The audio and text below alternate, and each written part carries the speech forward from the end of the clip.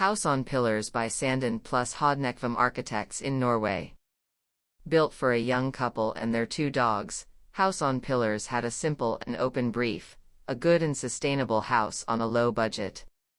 The long, narrow house is carefully lodged between existing rocks and trees. The house is raised on wooden pillars, keeping the existing landscape intact.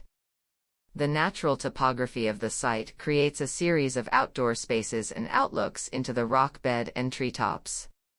The site is natural and lush, with rocks and a forest clearing preserved as the main outdoor space.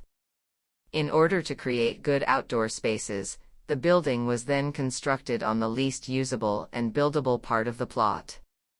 To preserve the topography, the house is constructed on pillars.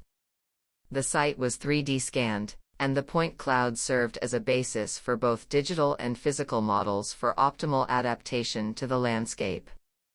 The distinct load-bearing structure is visible in the exterior and interior while it elevates the building from the landscape.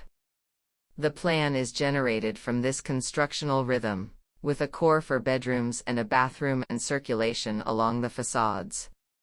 The spaces are separated by sliding doors. Whilst open, they create sight lines across the length of the house, creating an open, free-flowing movement. The open plan and the contact with its surroundings generate a feeling of a house bigger than it is, while sliding doors create more private spheres when needed. An open space with a considerable amount of daylight is located in the center of the house with a glass roof and big windows, towards the fjord and the garden.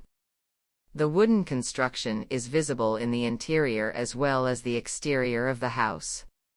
Large wooden beams are left exposed.